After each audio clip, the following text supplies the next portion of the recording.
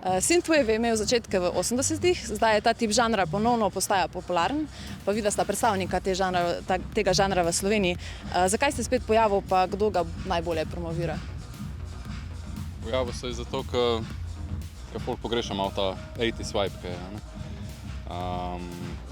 Drugače pa mislim, da Carpenter Brut pa Perturbator sta ta glavna za to, da sta ga spravili naprej, zdaj pa mislim, da samo da malo bolj odmikata pa Midnight Danger je en izmed teh, ki jih najbolj meče naprej. Po moje trenutno je najbolj Midnight Danger pele, ta prvo pa po moje je bil Kavinski, če se ne motim. Kavinski je bil v bistvu, ja. 2010, če se ne motim, je ta žanr tako zlezel malo iz, v bistvu nastoje večinoma po moje iz francoske scene.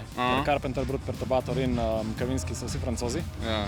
In je po moje prišlo malo iz tega stila a la Justice fore, se je razvil pol z vplivom John Carpenterja pa basically soundtrackov iz filmov iz 80-ih. Ja. Pa filmi so isto, zadnjih 10 let se ful vračamo nazaj na remake 80-ih ali pa sequele. Kako pa vidite prihodnost tega žanra v poplavi razne glasbe in posledično vajnega ustvarjanja? Meni se zdi, da je drugače tako, še vseeno je nišna stvar, kljub temu, da je nekih 4-5 let nazaj, tam nekih 2018 naprej, je prodaral to tudi malo na splošno 80-ta, malo v mainstream žanre, kakor so recimo pop VLC pa temole, kaj bo že. The Weeknd je full povzel synthwave style. Tako da, ja, načeloma bi lahko rekel, da je zdaj nek pik, po moje, tega žanra. Oziroma še malo na gor pa full na dol. Kako pa mislite, da bo vplivalo na vajno ustvarjanje to?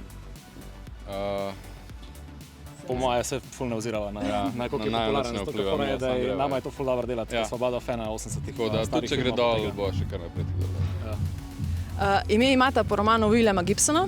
Lahko poveste, kaj na Romanova je pritegnilo? Ime? Prvič. Ne, pa cyberpunk pač.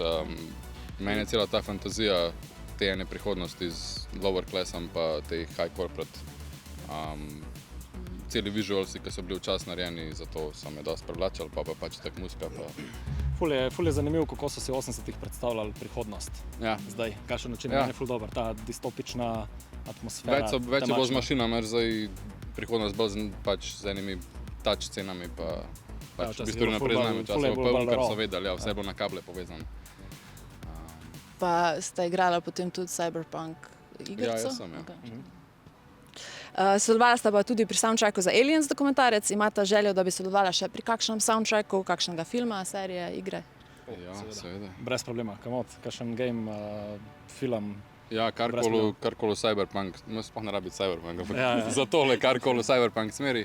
Pa ja, seveda, kakšnikoli dokumentarci starih 80s filmov. Ful je bilo zabavno delati za to. Ja, res je. Je bil dost tight rock, bi se bilo slabe 3 tedne cajta od začetka, od ideje do konca. Pa lik takrat sem imela en ta writer's block. Pač malo težko je bilo pisati, pa je bilo polno, naredila, pa je sam tako le šlo, pač, kada nikoli nisva imela writer's block. Pa kako je to potekalo? Mislim, tam rekli so pesem, prosim in pač... Ja, oni so rekli, radi bi, da sta zraven, sta za, mi so rekla ja, pa malo marmenaš, malo žvižgaš, pa nastane komad. Res.